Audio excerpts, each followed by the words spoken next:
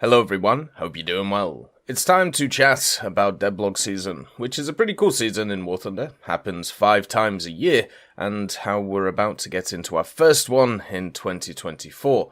We'll chat about some things such as what at least I would like to see, and also maybe a few little predictions, and you let me know what you would like to see in this first update too. It's always an interesting time with the first update, because you never know what's going to come down the pipeline. Is it going to be a continuation of last year, or are they going to try and add in some new mechanics and see where they can go from there?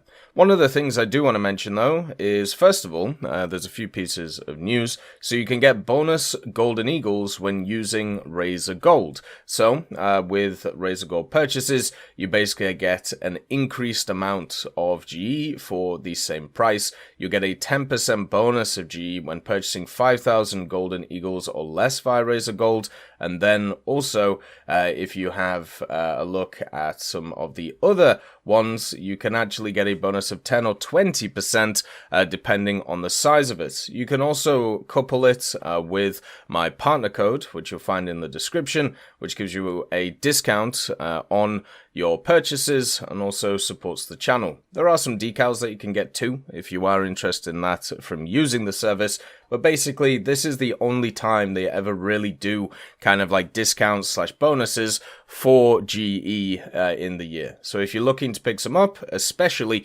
if you are going to be using some of that GE for premium time in the summer when it's half off, this is the time to do it through Razer Gold. Now, the other piece of news, it's anime time. Yep, the body pillows are back once again. So you remember how there was 2 body pillows that were data mined a little bit ago? Well, not those, but the old ones are back once again for another promotion. So basically, the American one and also the Russian one are around, and it does say that it's only for new players, but if you read kind of the FAQ, everybody should get access to them, so it should all be good. But if not, that kind of sucks, but don't worry about it, should be fine. I'll leave the links in the description for you. You just have to go through those links, and if you activate your account in both of them, one's in Chinese, I believe, and the other one is in English, you'll be able to get both of those on your account. So make sure to check those out so you can get some free stuff. So the first update of the year when it comes to War Thunder usually comes out in March, and because it comes out in March, the Devblogs usually start in February, then we have the standard cycle. Devblogs, then a teaser trailer, then the actual kind of sneak peek stream from the developers, then we have the dev server, then maybe a few updates to that, then it hits live. So since this is pretty much the same way they've been doing things since, I don't even know, 6 or 7 years with some additions, I'd be very surprised if they don't continue with this setup, because it seems to be perfect for the amount of kind of hype that they're trying to generate for different parts of the game.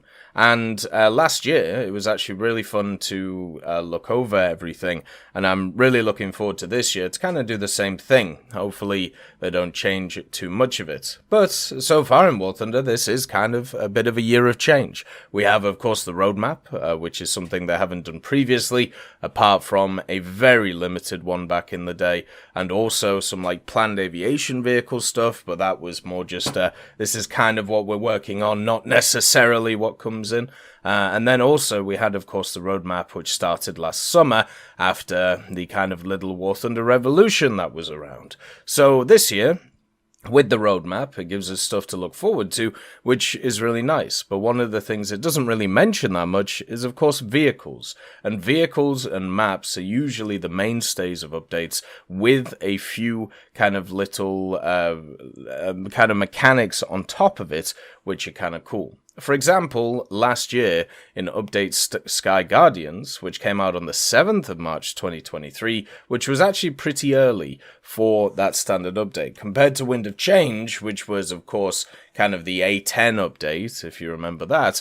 That came out on the 24th of March. So you can see it kind of goes from early March to kind of late March, which is interesting. But last year with Sky Guardians, they added quite a lot of stuff, but it was a bit all over the place. It was a continuation of updates, kind of the update previously, which was the Apex Predators one, you know, with the Tornado, the F-16 and the MiG-29. In the Sky Guardians updates, they added another F-16, another MiG-29, the Yak-141, even stuff like the Tornado F-3 and the F-16AJ, and the ADF for Italy and the US. So it was a big push to try and expand that area, you know, rank 8 of aviation, since they just added it in. So there's no reason why that couldn't happen for ground. Now that we have rank 8 in ground, there is a lot of nations which either didn't get new vehicles or just straight up don't have too much stuff at those tiers, and usually that means that there's going to be an expansion of them at the higher echelons. And if we have a look at whenever, you know, rank 6 or rank 7 has come in for ground vehicles or air vehicles, you usually have an update where it adds a few of them. If you want a more recent example, rank I believe 6 it was for naval, what they did is they added a few premiums for rank 5, and they added a few vehicles at the higher echelon, and now they're expanding that rank, you know, on top of it. So they did the same thing for aviation, you know, last year, and also they're going to probably do the same thing for ground this year. So I really wouldn't be surprised if we see some pretty interesting high-tier ground vehicles after this update. Maybe some more MBTs for some different nations. You know, stuff like France might get something, since they haven't got really anything in a while. Japan could get something as well, which would be kind of interesting. The other thing as well is probably some AA stuff, hopefully for America, since usually the first update's a little bit of a building block update.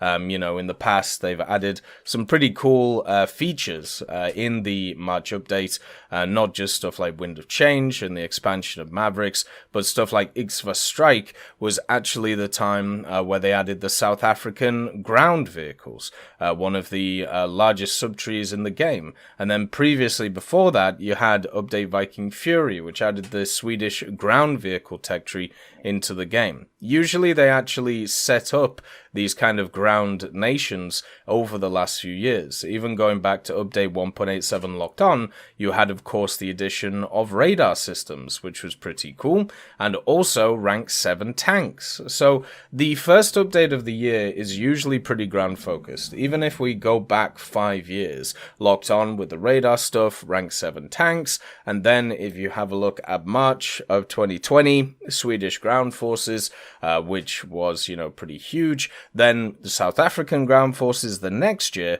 and then you have, of course, the Israeli ground forces in 2022, and then, of course, last year, which kind of bucked the trend, probably because of the new rank, which was added to aircraft in the previous update. They wanted to expand it. So now that we have rank 8 ground forces from Update Air Superiority, I would be heavily surprised if they don't massively expand what rank 8 is, or at least flesh out what rank 7 is. Hopefully, what happens is they do flesh out rank 8 and give people a decent amount of vehicles to play that aren't just, you know, the kind of major nations at the moment. You know, that Sweden got a big buff.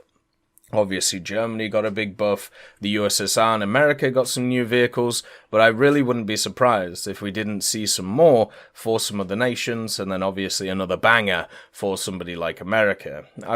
You know, they've talked about the idea of these Abrams vehicles, which have added DU inserts, but as kind of prototype vehicles. If they don't bring in one of those this year, I'll be incredibly surprised with the decision making that they're running around. But with this new event system, it may change what they decide to bring in. Maybe the fact that certain event vehicles are going to match up with when updates come out, we could maybe guess the themes from those ones, which would be kind of cool. Even stuff like the Object 292 could give us a hint on what we may see in the next little bit. With rank 8 ground coming in, one of the big questions for me is, when do we get the big donkers? You know, when do we get the Leopard 2 140mm? When do we get the French Leclerc with the 140, or the Europanzer whatever you want to call it.